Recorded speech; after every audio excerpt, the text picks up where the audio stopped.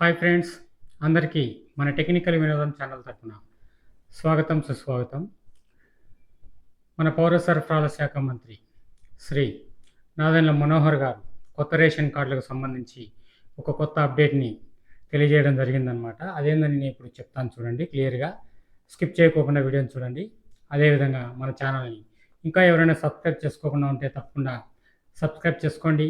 అదేవిధంగా మన వీడియోని కూడా లైక్ చేయండి. లైక్ చేయడం ద్వారా మరొక 10 మందికి మేలు జరుగుతుందని ఆశిస్తున్నాను. ఇక టాపిక్లో భాగంగా వెళ్దామండి.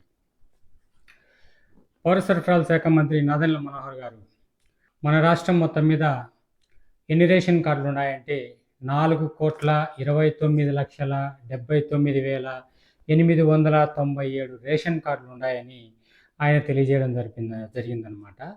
ఆ రేషన్ కార్డులన్నీ కూడా ఈ కొత్త క్యూఆర్ కోడ్తో, అదేవిధంగా రాజకీయ నాయకుల ఫోటోలు, ఎటువంటి ఫోటోలు లేకోకుండా స్వచ్ఛందంగా ఓన్లీ మనం పాన్ కార్డు కానివ్వండి, అదేవిధంగా ఓటర్ ఐడి కానివ్వండి, ఎంత చిన్నదిగా ఉంటుందో అదే సైజులో, మన ఏటీఎం కార్డ్ సైజులో బాగా క్లియర్గా అక్షరాలు కానివ్వండి, ఇంకా ఫ్రంట్ సైడ్ కానివ్వండి, బ్యాక్ సైడ్ కానివ్వండి.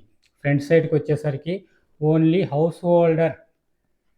హౌస్ హోల్డర్ సంబంధించినటువంటి కుటుంబ పెద్ద వాళ్ళ ఫోటో మాత్రమే, అది మహిళలు, కుటుంబ పెద్ద వాళ్ళ ఫోటో మాత్రం ఒకటి దాని మీద ప్రింటింగ్ చేయడం జరిగింది అని తెలియజేశాను. అదేవిధంగా బ్యాక్ సైడ్ తీసుకుంటే క్లియర్గా పాత రేషన్ కార్డులో అయితే మన లెటర్స్ సరిగ్గా కనపడక ఆ విధంగా ఉండి ఇబ్బంది పడేవాళ్ళం. ఆ విధంగా లేకోకుండా ఏటీఎం కార్డులో ఎంత చిన్న అక్షరమైనా క్లియర్గా కనపడుతుందో అంత క్లియర్గా కనపడే విధంగా వాళ్ళు ఈ రేషన్ కార్డులో కూడా ప్రింట్ చేయడం జరిగింది. అదేవిధంగా కుటుంబ సభ్యుల వివరాలు మొత్తం ఎంతమంది మెంబర్స్ ఉంటే అంతమందిది ఆ ఫోటోలో క్లియర్గా వాళ్ళు ఆ ఏటీఎం కార్డులో క్లియర్గా వాళ్ళు ప్రింట్ చేశారనమాట.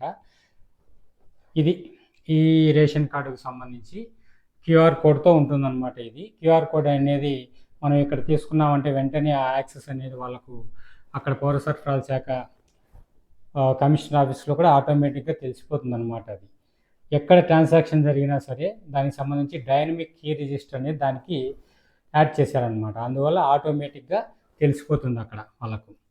ఇకపోతే ఈ రేషన్ కార్డులు ఏవైతే ఉన్నాయో 4,29,79,897 రేషన్ కార్డులు ఏవైతే ఉన్నాయో మన రాష్ట్రంలో, అందులో వచ్చి కేంద్ర ప్రభుత్వం ఎన్ని కార్డులకు ఇస్తుందంటే ఈ సరుకులు అనేటివి చెప్తాను చూడండి. 2,68,23,200 కార్డులకు కేంద్ర ప్రభుత్వము బాధ్యత వహించి సరుకులను పంపిణీ చేస్తుందన్నమాట. ఇక రాష్ట్ర ప్రభుత్వం విషయానికి వచ్చేసరికి 1,61,56,697 రైస్ కార్డులకు రాష్ట్ర ప్రభుత్వం బాధ్యత వహించి దానికి సరఫరా చేస్తుందన్నమాట.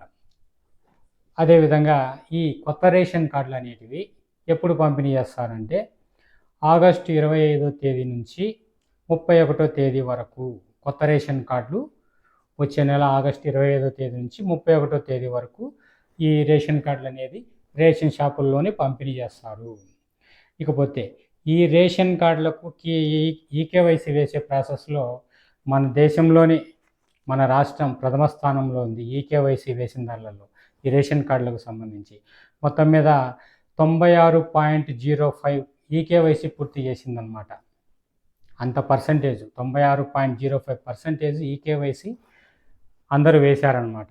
ఇకపోతే 11,47,000 మంది మాత్రం ఈకేవైసీ అవసరం లేదు. ఎందుకంటే వాళ్ళు వచ్చి 5 సంవత్సరాల లోపల ఉన్నటువంటి పిల్లలు ఉన్నారు, అదేవిధంగా 80 సంవత్సరాలు దాటిన వృద్ధులు ఉన్నారనమాట. ఎందుకంటే వాళ్ళకు ఈకేవైసీ వేయడానికి ఫింగర్ ప్రింట్ కానీ ఐరిష్ కానీ తీసుకునేదానికి కుదరదు అనమాట, చిన్నపిల్లలకు కానీ పెద్దలకు కానీ 80 ఏళ్ళు దాటిన వాళ్ళకి. అందువల్ల వాళ్ళకు ఈకేవైసీ అనేది వేయకోకుండానే చేసేసారనమాట. ఇకపోతే ఈ మన రాష్ట్రంలో మొత్తం 29,796 రేషన్ షాపులు ఉన్నాయన్నమాట. 29,796 రేషన్ షాపులు ఉన్నాయి. అందులో 1వ తారీఖు నుంచి 10వ తారీఖు వరకు కంపల్సరీ ఈ రేషన్ షాపులో సరుకులు అనేది పంపిణీ చేయాలని చెప్పేసి కంపల్సరీ అని కూడా వాళ్ళు కట్టుదిట్టం చేశారనమాట.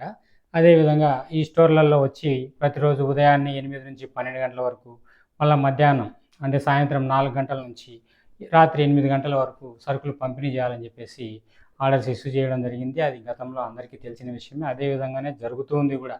వాళ్ళు పంపిణీ విషయంలో ఆ విధంగానే చేస్తూ ఉన్నారు.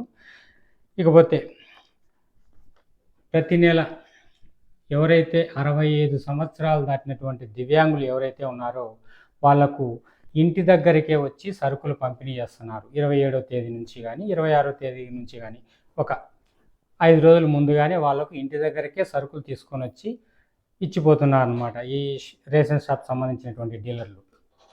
ఈ విధంగా సరుకులు పంపిణీ చేయడం మొదలుపెట్టి 3 నెలలు అయిందనమాట. 3 నెలల నుంచి ఈ విధంగానే దివ్యాంగులు ఎవరైతే ఉన్నారో వాళ్ళకి ఇంటి దగ్గరికే సరఫరా చేస్తున్నారు. ఇకపోతే నేను గత వీడియోలో కూడా తెలియజేశాను. ఈ గ్యాస్ పంపిణీ సంబంధించి ఆల్రెడీ మన ఛానల్లో వీడియో ఉంది. ఆ ఛానల్లో కూడా నేను చెప్పడం కూడా జరిగింది. మళ్ళీ ఈ నెలాఖరు లోపల కొత్త రేషన్ కార్డుల గురించి తెలియజేస్తూ, అదేవిధంగానే ఈ దీపం పథకానికి సంబంధించి గ్యాస్ అనేది ఈ 2వ విడత ఇంకా చాలామందికి అమౌంట్ పడలేదు. ఆ అమౌంట్ గురించి తెలియజేసే అవకాశాలు ఎక్కువగా ఉన్నాయని చెప్పి కూడా మన వీడియోలో నేను ముందుగానే తెలియజేయడం జరిగిందనమాట. కావాలంటే మన ఛానల్లో వీడియో ఉంది, చూడండి, అర్థమవుతుంది క్లియర్గా. ఈ దీపం పథకం కింద గ్యాస్ అనేది మొత్తం మీద 88,000 మందికి ఈ దీపం 2 పథకం కింద ఈ 2వ సిలిండర్ ఎవరైతే బుక్ చేసుకున్నారో వాళ్ళకు 88,000 మందికి దాపు పడలేదన్నమాట గ్యాస్. దానికి సంబంధించి ఆయన ఏం చెప్పారంటే చాలామందికి మల్టిపుల్ బ్యాంక్ అకౌంట్స్, అదేవిధంగా మల్టిపుల్ ఫోన్ నెంబర్స్ ఉన్నాయని చెప్తున్నారు. కాకపోతే అది ఎంతవరకు నిజమో అబద్ధమో నాకు కూడా తెలియదు. మొత్తానికైతే చాలామంది పడని వాళ్ళు ఉన్నారు. అన్ని బ్యాంక్ అకౌంట్లో కూడా చెక్ చేసుకోవడం జరిగింది. దాని మీద ఆయన కొంచెం చొరవ తీసుకుంటే చాలా బాగుంటుందని నేను కూడా యూట్యూబ్ ద్వారా తెలియజేసుకుంటున్నాను. ఇకపోతే చాలామంది రేషన్ కార్డులకు సంబంధించి కరెక్షన్ అనేది చాలామంది చేసుకోవడం జరిగింది. ఏజ్ ఏదైనా చేంజ్ ఉంటే మార్చుకోవడం, తప్పుగా ప్రింట్ అయిన ఉంటే, అదేవిధంగా అడ్రస్ కానివ్వండి, ఇంకా అదేవిధంగా ఏజ్ సంబంధించి జెండర్ కానివ్వండి, ఈ విధంగా మార్పులు చేర్పులు కొన్ని చేసుకోవడం జరిగింది. ఆ విధంగా చేసుకున్న వాళ్ళు వచ్చి 9,87,644 మంది దాకా కరెక్షన్ చేసుకున్నారనమాట. ఈ దీపం పథకం కింద ఆల్రెడీ మన ఛానల్లో నేను విషయం తెలియజేశాను, అది చూడండి దానికి సంబంధించి. ఇకపోతే ఆయన ఈ దీపం పథకం కింద వచ్చి 3వ విడత అయితే డైరెక్ట్గా అమౌంట్ అనేది మనం గ్యాస్ బుక్ చేసుకున్న వెంటనే మన అకౌంట్లో పడుతుందన్నమాట. కాకపోతే ఆ అమౌంట్ అనేది వ్యాలెట్ రూపంలో, కూపన్ రూపంలో వస్తుందన్నమాట. దాన్ని ఎవరు డ్రా చేసుకునే దానికి కానీ, మార్చుకోవడానికి కానీ, వేరే వాళ్ళకు ట్రాన్స్ఫర్ చేయడానికి కానీ కుదరదు. ఓన్లీ ఆ కూపన్ అనేది గ్యాస్ కంపెనీ వాళ్ళకు మాత్రమే చెల్లుతుంది.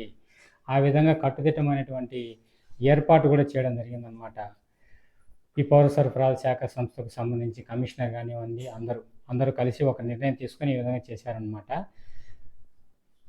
ఈ దీపం 1 పథకం కింద ఇప్పటి వరకు 764 కోట్లు ప్రభుత్వం చెల్లించింది. అదేవిధంగా దీపం 2 పథకం కింద 747 కోట్లు దాకా చెల్లించారు. ఇంకా 3 రోజులు ఉంది కాబట్టి ఈ 3 రోజుల్లో మిగిలిన వాళ్ళు కూడా బుక్ చేసుకొని వాళ్ళకు కూడా అమౌంట్ పడుతుందని ఆయన తెలియజేయడం జరిగింది.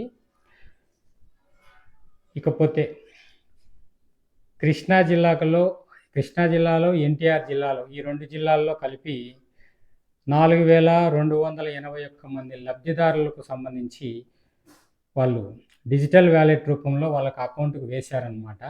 గ్యాస్ బుక్ చేసుకొని తర్వాత వెంటనే వాళ్ళ కూపన్ అనేది వాళ్ళకి ట్రాన్స్ఫర్ చేయాలని చెప్పేసి ఆ విధంగా 4,281 మంది లబ్ధిదారులను ఎంపిక చేశారు. దాంట్లో వచ్చి 30% మాత్రమే ఇంతవరకు ఉపయోగించుకున్నారంట. అంటే మిగిలిన వాళ్ళు ఇంకా ఉపయోగించుకోలేదు. దాదాపు 1,384 మంది ఉపయోగించుకున్నారు. అంటే 35% అనుకోండి. ఇంకా మిగిలిన వాళ్ళు ఉపయోగించుకోలేదు. ఎందుకంటే అదేదో యాప్ ఉందంట, ఆ యాప్ నాకు కూడా తెలియదు. ఆ యాప్ ద్వారా ఉపయోగించుకోవాలి, కానీ ఆ యాప్ని చాలామంది డౌన్లోడ్ చేసుకోకపోవడం వల్ల దాన్ని ఉపయోగించుకోలేకపోతున్నారని కూడా ఆయన చెప్పారనమాట. ఇకపోతే ఫైనల్గా ఈ గ్యాస్కు సంబంధించి 86,000 మందికి ఇంకా 2వ విడత గ్యాస్ సంబంధించి పడలేదు. దాని గురించి ఏదైనా కానీ ఒక క్లియర్ ఇది ఇచ్చింటే బాగుండిండు ఆయన చెప్పిన సమాధానం బట్టి. ఇకపోతే 4516 మందికి బ్యాంక్ అకౌంటు ప్రభుత్వం తరపున వేస్తుంటే అకౌంట్లలో లబ్ధిదారులకు అది ట్రాన్స్ఫర్స్ క్యాన్సిల్ అయ్యాయంట. అది విషయము. ఇది ఫ్రెండ్స్ ఆయన తెలియజేసింది. క్లియర్గా చెప్పాలంటే ఇంతవరకు మన ఛానల్ని ఎవరైనా సబ్స్క్రైబ్ చేసుకోకుండా ఉంటే తప్పకుండా సబ్స్క్రైబ్ చేసుకోండి. అదేవిధంగా మన వీడియోని కూడా లైక్ చేయండి. మన ఛానల్లో ఉన్నటువంటి వీడియోలను కూడా చూడండి, మీకు ఇంకా క్లియర్గా అర్థమవుతుంది. ఇంతవరకు ఓపికగా విన్నందుకు, చూసినందుకు అందరికీ ధన్యవాదాలు ఫ్రెండ్స్.